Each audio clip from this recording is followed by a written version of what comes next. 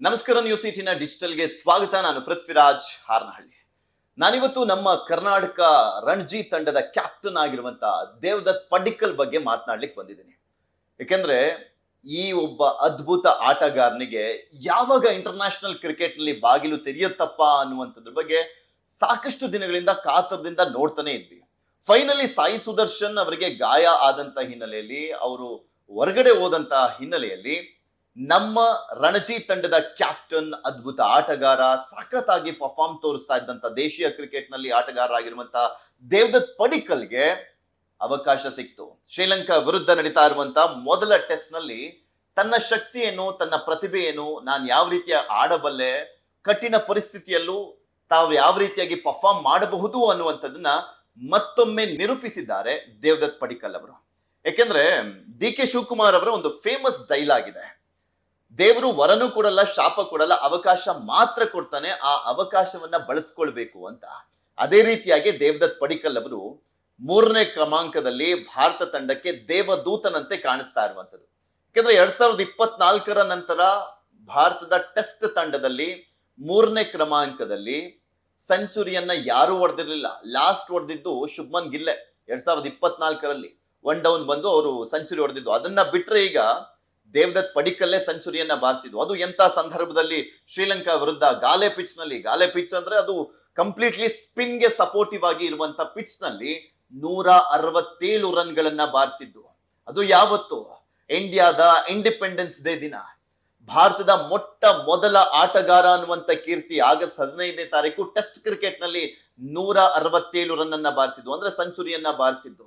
ಇದಕ್ಕೂ ಮೊದಲು ಆ ಸಾಧನೆಯನ್ನ ಮಾಡಿದ್ದು ಏಕೈಕ ವ್ಯಕ್ತಿ, ಅದು ಇಟ್ಸ್ ನನ್ ಅದರ್ ದನ್ ಕ್ರಿಕೆಟ್ ಕಿಂಗ್ ಅಂತ ಕರೆಸಿಕೊಳ್ಳುವಂತ ವಿರಾಟ್ ಕೊಹ್ಲಿ. ಅದು ಏಕದಿನದಲ್ಲಿ ಮಾಡಿದ್ದು.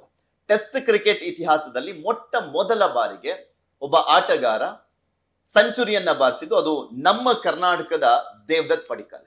ದೇವದತ್ ಪಡಿಕ್ಕಲ್ ಅಷ್ಟು ಈಸಿಯಾಗಿ ಏನೋ ಫ್ಲೂಕಲ್ ಬಂದು ಆಡಿದಂಥದ್ದಲ್ಲ. ಯಾಕೆಂದ್ರೆ ದೇಶೀಯ ಕ್ರಿಕೆಟ್ ನಲ್ಲಿ ಅತ್ಯದ್ಭುತವಾಗಿ ಆಡ್ಕೊಂಡು ಬರ್ತಾ ಇದ್ರು. ವಿಜಯ್ ಹಜಾರೆ ಟೂರ್ನಿಯಲ್ಲಿ ಕಳೆದ ವರ್ಷ ಕಂಟಿನ್ಯೂಸ್ಲಿ 4 ಸೆಂಚುರಿಯನ್ನ ಬಾರಿಸಿದ್ರು ದೇವದತ್ ಪಡಿಕ್ಕಲ್. ತಾನು ಯಾವ ರೀತಿಯ ಪರ್ಫಾರ್ಮ್ ಮಾಡಬಹುದು ಅನ್ನುವಂಥದ್ರ ಬಗ್ಗೆ ಅವತ್ತೇ ಒಂದು ಮೆಸೇಜ್ ಅನ್ನ ಪಾಸ್ ಮಾಡಿದ್ರು. ಅದಾದ ನಂತರ ರಣಜಿ ತಂಡದಲ್ಲೂ ಕೂಡ ಅತ್ಯದ್ಭುತ ಪರ್ಫಾರ್ಮ್ ಅನ್ನ ಕೊಟ್ಟಿದ್ರು. ಅವ್ರು ಕ್ಯಾಪ್ಟನ್ ಆಗಿದ್ದು ರಣಜಿ ತಂಡನೂ ಕೂಡ ಸಖತ್ತಾಗಿ ಪರ್ಫಾರ್ಮ್ ಮಾಡ್ತಾ ಹೋಯ್ತು. ಮಯಾಂಕ್ ಅಗರ್ವಾಲ್ ಅವರನ್ನ ಕ್ಯಾಪ್ಟನ್ಸಿಯಿಂದ ಕೆಳಗಿಳಿಸಿ ಯುವಕನಾಗಿರುವಂತ ದೇವದತ್ ಪಡಿಕ್ಕಲ್ ಅವರಿಗೆ ಒಂದು ಅವಕಾಶವನ್ನ ಮಾಡಿಕೊಡ್ಲಾಯ್ತು. ಅದರಲ್ಲೂ ಸ್ಪೆಷಲಿ ನಾವೊಂದು ಈ ಒಂದು ಇನ್ನಿಂಗ್ಸ್ ಅನ್ನ ನೆನೆಸ್ಕೊಳ್ಳೇಬೇಕು. ಕ್ವಾರ್ಟರ್ ಫೈನಲ್ ನಲ್ಲಿ ಪಂಜಾಬ್ ವಿರುದ್ಧ ಪಂಜಾಬ್ 28 ಓವರ್ಗಳಲ್ಲಿ 250 ರನ್ ಟಾರ್ಗೆಟ್ ಅನ್ನ ಸೆಟ್ ಮಾಡುತ್ತೆ. ಅವಾಗ ಕರ್ನಾಟಕ ತಂಡ ಆಡಿದಂತ ರೀತಿ, specially Devdutt Padikkal one day ನಲ್ಲ T20ಯಲ್ಲಿ ಆಡಿದ ರೀತಿಯಲ್ಲಿ ಆಡ್ಬಿಟ್ರು. ಅವತ್ತು ತಂಡವನ್ನ ಗೆಲ್ಸ್ಕೊಟ್ರು. 80 ಬಾಲಲ್ಲಿ 125 ರನ್ ಹತ್ತತ್ರ ಹೊಡೆದಿದ್ವು. ಆ ಇನ್ನಿಂಗ್ಸ್ ಅಂತೂ ಮರಿಲಿಕ್ಕೆ ಸಾಧ್ಯ ಅಲ್ಲ. ಅಷ್ಟು ಸಖತ್ತಾಗಿ ಪರ್ಫಾರ್ಮ್ ಮಾಡಿದ್ದು ದೇವದತ್ ಪಡಿಕ್ಕಲ್. ಬಿಕಾಸ್ ಅವತ್ತು ಏನಾದ್ರು ಡ್ರಾ ಮ್ಯಾಚ್ ಆಗಿದ್ರೆ ಕರ್ನಾಟಕ ಸೆಮಿಫೈನಲ್ಗೆ ಹೋಗ್ತಾ ಇರ್ಲಿಲ್ಲ. ಅವತ್ತು ಇವರು ಸಖತ್ತಾಗಿ ಆಡಿದಂತ ಹಿನ್ನೆಲೆಯಲ್ಲೇ ಸೆಮಿಫೈನಲ್ಗೆ ಹೋಗ್ಬೇಕಾಯ್ತು. ಅದಾದ್ಮೇಲೆ ಉತ್ತರಾಖಂಡ್ ವಿರುದ್ಧನೂ ಕೂಡ ಅಷ್ಟೇ ಟೆಸ್ಟ್ ನಲ್ಲಿ ಇವರ ಕ್ಯಾಪ್ಟನ್ಸಿಯಲ್ಲೇ ಆಡಿದಂತ ಸಂದರ್ಭದಲ್ಲಿ ಮೊಟ್ಟ ಮೊದಲ ಒಂದು ಡಬಲ್ ಸೆಂಚುರಿಯನ್ನ ಅವರ ಕೆರಿಯರ್ ನಲ್ಲಿ ಬಾರಿಸಿದ್ದು. 232 ರನ್ ಅನ್ನ ಬಾರಿಸಿದ್ರು ದೇವದತ್ ಪಡಿಕ್ಕಲ್ ಅವರು. ಅದಾದ್ಮೇಲೆ ವಿಜಯ್ ಹಜಾರೆಯಲ್ಲೂ ಕೂಡ 4 ಸತತ ಸೆಂಚುರಿಯನ್ನ ಬಾರಿಸಿದ್ದನ್ನ ನೋಡಿದ್ವಿ. ಇನ್ನು ಟೆಸ್ಟ್ ನಲ್ಲಿ ಯಾವ ರೀತಿಯಾಗಿ ಆಡಬೇಕು, ಒನ್ ಡೇ ನಲ್ಲಿ ಯಾವ ರೀತಿಯಾಗಿ ಆಡಬೇಕು, T20ಯಲ್ಲಿ ಯಾವ ರೀತಿಯಾಗಿ ಆಡಬೇಕು, ಈ 3 ಫಾರ್ಮ್ಯಾಟ್ಗೂ ಏಳಿ ಮಾಡಿಸಿದಂತಹ ಆಟಗಾರ ದೇವದತ್ ಪಡಿಕ್ಕಲ್. ಯಾಕೆಂದ್ರೆ ನಾವು ನೋಡಿದ್ವಲ್ಲ, ದೇವದತ್ ಪಡಿಕ್ಕಲ್ RCBಗೆ ಮತ್ತೆ ರೀ ಎಂಟ್ರಿ ಕೊಟ್ಟಂತ ಸಂದರ್ಭದಲ್ಲಿ ಯಾವ ರೀತಿಯಾಗಿ ಅತ್ಯದ್ಭುತವಾಗಿ ಆಡಿದ್ರು, ಚಚ್ಚಿ ಬಿಸಾಕ್ಬಿಟ್ರು. T20ಯಲ್ಲಿ ಹೇಗೆ ಪರ್ಫಾರ್ಮ್ ಮಾಡಬೇಕು ಅನ್ನುವಂತ ತೋರಿಸಿದ್ರು. ಟೆಸ್ಟ್ ನಲ್ಲಿ ಹೇಗೆ ಪರ್ಫಾರ್ಮ್ ಮಾಡಬೇಕು ಅನ್ನುವಂಥದ್ದನ್ನ ರಣಜಿಯಲ್ಲಿ ತೋರಿಸಿದ್ರು. ಏಕದಿನದಲ್ಲಿ ಯಾವ ರೀತಿಯ ಪರ್ಫಾರ್ಮ್ ಮಾಡಬೇಕು ಅನ್ನುವಂಥದ್ದನ್ನ ವಿಜಯ್ ಹಜಾರೆಯಲ್ಲಿ ತೋರಿಸಿದ್ರು. ಪದೇ ಪದೇ ಬಾಗಿಲನ್ನ ತಟ್ತಾನೆ ಇದ್ರು. ಆದ್ರೆ ಅನ್ಯಾಯ ಆಗ್ತಾನೆ ಇತ್ತು. ನಮ್ಮ ಕರ್ನಾಟಕದ ಆಟಗಾರರು ಅಷ್ಟು ಈಸಿ ಅಲ್ಲ ಇಂಟರ್ನ್ಯಾಷನಲ್ ಕ್ರಿಕೆಟ್ ಅಲ್ಲಿ ಸ್ಥಾನ ಪಡಿಬೇಕು ಅಂದ್ರೆ. ಉತ್ತರ ಭಾರತದವರಿಗೆ ಈಸಿಯಾಗಿ ತಂದು ಮಣೆ ಹಾಕ್ಬಿಡ್ತಾರೆ. ಅವ್ರು ಸ್ವಲ್ಪ ಪರ್ಫಾರ್ಮ್ ಮಾಡಿದ್ರು ಸಾಕು. ಆದ್ರೆ ಕರ್ನಾಟಕದವರು ತನ್ನ ಎಷ್ಟೇ ಅತ್ಯದ್ಭುತ ಪ್ರದರ್ಶನವನ್ನ ತೋರಿಸಿದ್ರು ಕೂಡ ಯಾರಿಗಾದ್ರೂ ಅವಕಾಶ ವಂಚಿತರಾದಾಗ ಮಾತ್ರ ನಮಗೆ ಅವಕಾಶ ಸಿಗುತ್ತೆ. ಬಿಟ್ರೆ ಅಷ್ಟು ಈಸಿಯಾಗಿ ಒಳಗೆ ಹೋಗ್ಲಿಕ್ಕೆ ಆಗೋದಿಲ್ಲ. ಅಂತದ್ರಲ್ಲೂ ಕೂಡ ಫೈನಲಿ ಸಾಯಿ ಸುದರ್ಶನ್ ಹೊರಗುಳಿದಂತ ಹಿನ್ನೆಲೆಯಲ್ಲಿ ಅವಕಾಶ ಸಿಕ್ತು. ಅಂತದ್ರಲ್ಲಿ ದೇವದತ್ ಪಡಿಕ್ಕಲ್ ತಾನ್ ಏನು ಅನ್ನುವಂಥದ್ನ ನಿರೂಪಿಸಿದ್ರು. ಯಾಕೆಂದ್ರೆ 1 ಡೌನ್ ನಲ್ಲಿ ಆಡ್ಬೇಕಾಗಿರುವಂತ ಸಂದರ್ಭದಲ್ಲಿ ತುಂಬಾ ಪ್ರೆಷರ್ ಇರುತ್ತೆ. ಆ ಪ್ರೆಷರ್ ಅನ್ನ ತುಂಬಾ ನೀಟಾಗಿ ಬ್ಯಾಲೆನ್ಸ್ ಮಾಡಿದ್ದು ದೇವದತ್ ಪಡಿಕ್ಕಲ್. ಲೆಫ್ಟ್ ಹ್ಯಾಂಡೆಡ್, ಅದರ ಜೊತೆಗೆ ಟೆಸ್ಟ್ ಕ್ರಿಕೆಟ್ ನಲ್ಲಿ ಅದರಲ್ಲೂ ಗಾಲೆ ಕಂಪ್ಲೀಟ್ಲಿ ಸ್ಪಿನ್ ಪಿಚ್ ನ ಸಂದರ್ಭದಲ್ಲಿ ಶ್ರೀಲಂಕಾ ನೆಲದಲ್ಲಿ ಆಡುವಂತ ಟೈಮ್ ನಲ್ಲಿ ಅವರು ಫಸ್ಟ್ ವಾರ್ಮ್ ಅಪ್ ಮ್ಯಾಚ್ ಅಲ್ಲೂ ಕೂಡ ಶತಕವನ್ನ ಸಿಡಿಸಿದ್ರು. ಅಲ್ಲೇ ಆ ಒಂದು ಸ್ಥಾನವನ್ನ ಭದ್ರಪಡಿಸ್ಕೊಂಡ್ರು. ನನ್ನನ್ನು ಸೆಲೆಕ್ಟ್ ಮಾಡ್ಲೇಬೇಕು, ಯಾಕೆ ಮಾಡಬೇಕು ಅನ್ನುವಂಥದ್ನ ತನ್ನ ಬ್ಯಾಟ್ ಮುಖಾಂತರ ಉತ್ತರವನ್ನ ಕೊಟ್ಟಿದ್ರು. ಅದಾದ್ಮೇಲೆ ಅವ್ರನ್ನ ಒನ್ ಡೌನ್ ಅಲ್ಲಿ ಆಡಿಸಿದಂತ ಸಂದರ್ಭದಲ್ಲಿ 167 ರನ್ ಇವರು ಮತ್ತೆ ರಾಹುಲ್ ಆಡಿದಂತ ರೀತಿ ಇತ್ತಲ್ಲ, ನಮ್ಮ ಕರ್ನಾಟಕದ ಪ್ಲೇಯರ್ಸ್ ಆಡುವಂತ ಸಂದರ್ಭದಲ್ಲಿ ಕಣ್ಣಿಗೆ ಒಂಥರ ಅದ್ಭುತ ಅನ್ಸ್ತಾ ಇರತ್ತೆ. ನಮ್ಮ ಹುಡುಗರಪ್ಪ, ನಮ್ಮ ಆಟಗಾರರು ಭಾರತ ತಂಡದ ಪರವಾಗಿ ಇಷ್ಟು ಅತ್ಯದ್ಭುತವಾಗಿ ಇನ್ನಿಂಗ್ಸ್ ಅನ್ನ ಕಟ್ತಾ ಇದ್ದಾರೆ ಅನ್ನುವಂತ ಖುಷಿ ಇದೆಯಲ್ಲ, ಅದನ್ನ ಹೇಳ್ಕೊಳಕ್ ಆಗಲ್ಲ ಒಬ್ಬ ಕ್ರಿಕೆಟ್ ಅಭಿಮಾನಿಯಾಗಿ.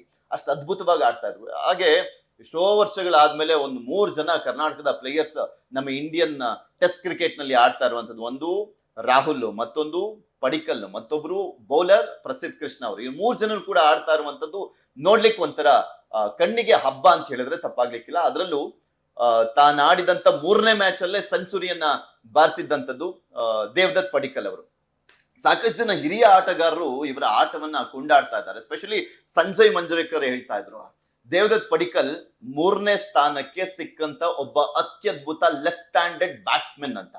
ಬಿಕಾಸ್ ನಮ್ಮ ಕ್ರಿಕೆಟ್ ನಲ್ಲಿ ಲೆಫ್ಟ್ ಹ್ಯಾಂಡೆಡ್ಸ್ ತುಂಬಾ ಕಮ್ಮಿ, ಲೆಫ್ಟ್ ಹ್ಯಾಂಡೆಡ್ ಆಡುವಂತವ್ರು, ಅದರಲ್ಲೂ ಒಳ್ಳೆ ಪ್ರದರ್ಶನವನ್ನ ಕೊಡುವಂತ ಆಡೋರು ತುಂಬಾ ಜನ ಇದ್ದಾರೆ. ಬಟ್ ಪರ್ಫಾರ್ಮೆನ್ಸ್ ಅನ್ನುವಂಥದ್ದು ಬೇಕಾಗತ್ತಲ್ಲ, ಆ ಪರ್ಫಾರ್ಮೆನ್ಸ್ ಅದ್ಭುತವಾಗಿ ಪ್ರದರ್ಶನವನ್ನ ಕೊಡುವಂಥದ್ದು, ಎಲ್ಲವನ್ನು ಫೇಸ್ ಮಾಡ್ಲಿಕ್ಕೆ ಇರುವಂತ ಎಬಿಲಿಟಿ ಇದೆಯಲ್ಲ, ಕೆಪಾಸಿಟಿ, ಕೇಪಬಿಲಿಟಿ, ಅದರ ಜೊತೆಗೆ ಟಾಕ್ಟಿಕ್ಸ್ ಅನ್ನುವಂಥ ತುಂಬಾ ಇಂಪಾರ್ಟೆಂಟ್ ಆಗುತ್ತೆ. ಅದೆಲ್ಲವೂ ಕೂಡ ದೇವದತ್ ಪಡಿಕ್ಕಲ್ಗಿದೆ. ದೇವದತ್ ಪಡಿಕ್ಕಲ್ 3ನೇ ಸ್ಥಾನಕ್ಕೆ ಬಂದಿರುವಂತ ದೇವದೂತನಂತೆ ಕಾಣಿಸ್ತಾ ಇದ್ದಾನೆ. ಹಾಗೆ ಆ ಸ್ಥಾನದಲ್ಲಿ ಸ್ಪಿನ್ಗೆ ಅಷ್ಟು ಅದ್ಭುತವಾಗಿ ಆಡುವಂತ ಮತ್ತೊಬ್ಬ ವ್ಯಕ್ತಿಯನ್ನ ನಾನು ನೋಡಿಲ್ಲ ಅಂತ ಸಂಜಯ್ ಮಂಜ್ರೇಕರ್ ಹೇಳಿದ್ದಾರೆ. ಈತನನ್ನ ನೆಕ್ಸ್ಟ್ ಎಲ್ಲ ಮ್ಯಾಚ್ಗಳಲ್ಲೂ ಆಡಿಸ್ಬೇಕು ಅನ್ನುವಂತ ನಿಟ್ಟಿನಲ್ಲೂ ಕೂಡ ಅವರು ಧ್ವನಿ ಎತ್ತಿದ್ದಾರೆ. ಯಾಕೆಂದ್ರೆ ಸಾಯಿ ಸುದರ್ಶನ್ ಅವ್ರನ್ನ ಬಿಟ್ರು ಅನ್ನುವ ಕಾರಣಕ್ಕೋಸ್ಕರ ಇವ್ರನ್ನ ತಗೊಂಡು ನೆಕ್ಸ್ಟ್ ಅವ್ರು ಫಿಟ್ ಆದಂತ ಸಂದರ್ಭದಲ್ಲಿ ಇವರಿಗೆ ಅವಕಾಶವನ್ನ ಮಿಸ್ ಮಾಡುವಂತದ್ದಲ್ಲ. ದೇವದತ್ ಪಡಿಕ್ಕಲ್ ತಾನೇನು ಅನ್ನುವಂಥದ್ದನ್ನ ಪ್ರೂವ್ ಮಾಡಿದ್ದಾರೆ. ದೇಶೀಯ ಕ್ರಿಕೆಟ್ ಆಡಿಸುವಂತದ್ದು ಏನಕ್ಕೆ, ಇಂಟರ್ನ್ಯಾಷನಲ್ ಕ್ರಿಕೆಟ್ಗೆ ತಗೊಳ್ಳುವಂತ ವಿಚಾರಕ್ಕೆ ಅಲ್ವಾ. ಹಾಗೆ ಇದರಲ್ಲಿ T20 IPL ಆಡಿಸುವಂತದ್ದು ಏನಕ್ಕೆ, ಅದು ಕೂಡ ಒಂದು ಸ್ಟೇಜ್ ಅಲ್ವಾ ಇಂಟರ್ನ್ಯಾಷನಲ್ ಕ್ರಿಕೆಟ್ಗೆ ತಗೊಳ್ಳುವಂತ ಸಂದರ್ಭದಲ್ಲಿ. ಆದ್ರೆ ಅದ್ ಯಾವ್ದನ್ನು ಯಾಕೆ ಕನ್ಸಿಡರ್ ಮಾಡ್ತಾ ಇಲ್ಲ ಅನ್ನುವಂಥದ್ದು ಈ ಹಿಂದೆನೂ ಕೂಡ ಆಕ್ರೋಶ ವ್ಯಕ್ತವಾಗ್ತಾ ಇತ್ತು. ಫೈನಲಿ ಈಗ ಒಂದು ಅವಕಾಶ ಸಿಕ್ಕಿರುವಂತದನ್ನ ಸದ್ಬಳಕೆ ಮಾಡ್ಕೊಂಡಿದ್ದಾರೆ ದೇವದತ್ ಪಡಿಕ್ಕಲ್. ಅವ್ರು ಹೇಳ್ತಾ ಇದ್ರು, ದೇವದತ್ ಪಡಿಕ್ಕಲ್ ಕೂಡ ಈ 167 ರನ್ ಆದ ಬಳಿಕ ಅವ್ರನ್ನ ಪ್ರಶ್ನೆ ಮಾಡಿದಂತ ಸಂದರ್ಭದಲ್ಲಿ, ಇದು ಸುಮ್ನೆ ಬಂದಿರುವಂತದ್ದಲ್ಲ, ಸತತ 2 ವರ್ಷಗಳಿಂದ ಪ್ರಯತ್ನ ಪಡ್ತಾ ಇದ್ದೆ, ಹಾರ್ಡ್ ವರ್ಕ್ ಮಾಡ್ತಾ ಇದ್ದೆ, ಅದೇನು ಅನ್ನುವಂಥದ್ದನ್ನ ದೇಶೀಯ ಕ್ರಿಕೆಟ್ ನಲ್ಲೂ ಕೂಡ ನಾವು ಪ್ರೂವ್ ಮಾಡಿದೆ. ಅದೇ ರೀತಿಯಾಗಿ ಒಂದು ಒಳ್ಳೆ ಸುವರ್ಣ ಅವಕಾಶ ಸಿಕ್ತು, ಭಾರತಕ್ಕೋಸ್ಕರ ಒಂದು ಒಳ್ಳೆ ಪರ್ಫಾರ್ಮೆನ್ಸ್ ಅನ್ನ ಕೊಡ್ಬೇಕು ಅನ್ನುವಂಥದ್ದಿತ್ತು. ಅದನ್ನ ಗಾಲೆ ಟೆಸ್ಟ್ ಮ್ಯಾಚ್ ನಲ್ಲಿ ನಾನು ತೋರಿಸಿದ್ದೇನೆ ಅನ್ನುವಂಥದ್ದನ್ನ ದೇವದತ್ ಪಡಿಕ್ಕಲ್ ಹೇಳಿದ್ದಾರೆ. ಅವರ ಜರ್ನಿ ಇದೇ ರೀತಿಯಾಗಿ ಮುಂದುವರಿಲಿ, ಸಖತ್ತಾಗಿ ಆಡ್ತಾ ಇರಲಿ ದೇವದತ್ ಪಡಿಕ್ಕಲ್. ಯಾಕೆಂದ್ರೆ ದೇವದತ್ ಪಡಿಕ್ಕಲ್, ರಾಹುಲ್ ಇವರಿಬ್ಬರನ್ನು ಕೂಡ ಇನ್ನಿಂಗ್ಸ್ ಕಟ್ಟುವಂತ ಸಂದರ್ಭದಲ್ಲಿ ನೋಡ್ಲಿಕ್ಕೆ ಒಂದ್ ಖುಷಿ ಇರುತ್ತಲ್ಲ ನಮ್ಗೆ, ಅದು ಹೇಳತ್ತಿರೋದು. ಹಾಗೆ ಪ್ರಸಿದ್ಧ ಕೃಷ್ಣ ಅಷ್ಟೇ ಸಖತ್ತಾಗಿ ಬೌಲಿಂಗ್ ಅನ್ನ ಮಾಡ್ತಾ ಇದ್ದಾರೆ. ಇನ್ನಷ್ಟು ಪ್ರತಿಭೆಗಳು ಇದೇ ರೀತಿಯಾಗಿ ಬರ್ಬೇಕಾಗಿದೆ. ನಮ್ಮ ರಣಜಿ ತಂಡದಲ್ಲಿ ಸಾಕಷ್ಟು ಜನ ಇದ್ದಾರೆ, ಸಾಕಷ್ಟು ಜನ ಒಳ್ಳೆ ಪ್ರದರ್ಶನವನ್ನ ಕೊಡ್ತಾ ಇದ್ದಾರೆ.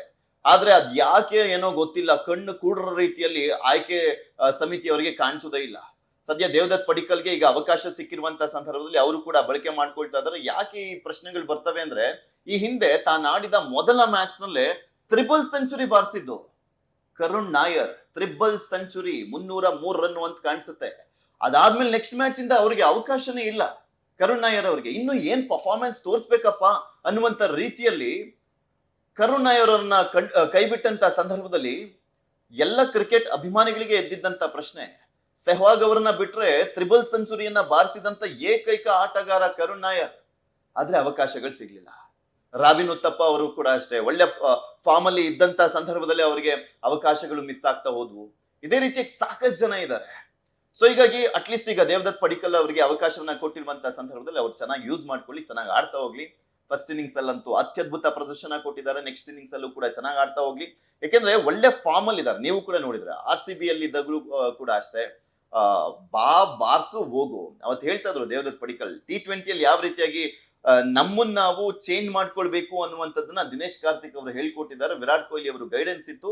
ಸೊ ಹಾಗಾಗಿ ಒಳ್ಳೆ ಪರ್ಫಾರ್ಮೆನ್ಸ್ ಬಂತು ಅನ್ನುವಂಥದ್ದನ್ನ ಹೇಳ್ತಾ ಇದ್ರು. ಅದೇ ರೀತಿಯಾಗಿ ಈಗ ಇಂಟರ್ನ್ಯಾಷನಲ್ ಕ್ರಿಕೆಟ್ನಲ್ಲಿ ಟೆಸ್ಟ್ನಲ್ಲಿ ಈಗ ಅವಕಾಶ ಸಿಕ್ಕಿದೆ. ನೆಕ್ಸ್ಟ್ ಒನ್ ಡೇನಲ್ಲೂ ಅವ್ರಿಗೆ ಅವಕಾಶ ಸಿಗ್ಲಿ, ಯಾಕೆಂದ್ರೆ ಒನ್ ಡೇನಲ್ಲೂ ಕೂಡ ಅವರು ಒಳ್ಳೆ ಪರ್ಫಾರ್ಮೆನ್ಸ್ ಅನ್ನ ತೋರಿಸಿರುವಂತದ್ದು. ವಿಜಯ್ ಹಜಾರೆಯಲ್ಲಿ ಕಂಟಿನ್ಯೂಸ್ಲಿ 4 ಸೆಂಚುರಿಯನ್ನ ಬಾರಿಸಿರುವಂತದ್ದು. ಸೊ ಹೀಗಾಗಿ ನೆಕ್ಸ್ಟ್ ಅವಕಾಶ ಸಿಗುತ್ತೆ ಅನ್ನುವಂತ ಹೋಪ್ಸ್ ನಲ್ಲೇ ಇರೋಣ. ಬಟ್ ಆ ಸ್ಥಾನ ಅಷ್ಟು ಈಸಿ ಅಲ್ಲ, ಬಿಕಾಸ್ ವಿರಾಟ್ ಕೊಹ್ಲಿ ಎಲ್ಲ ಇರುವಂತ ಕಾರಣಕ್ಕೋಸ್ಕರ. ಬಟ್ ಮುಂದಿನ ದಿನಗಳಲ್ಲಿ ಅವಕಾಶ ಸಿಗ್ಬೋದು, ಕಾದ್ ನೋಡೋಣ.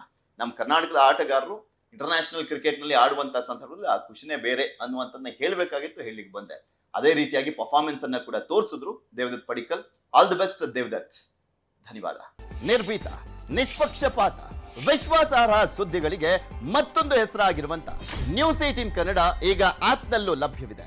ದಯವಿಟ್ಟು ಇಲ್ಲಿರುವ QR ಕೋಡ್ ಅನ್ನ ಸ್ಕ್ಯಾನ್ ಮಾಡಿಕೊಂಡು ಆಪ್ ಅನ್ನ ಡೌನ್ಲೋಡ್ ಮಾಡೋದಕ್ಕೆ ಮರಿಬೇಡಿ. ನಿಮ್ಮ ಬೆಂಬಲ ಹೀಗೆ ಸದಾ ನಮ್ಮೊಂದಿಗಿರಲಿ. ಧನ್ಯವಾದ.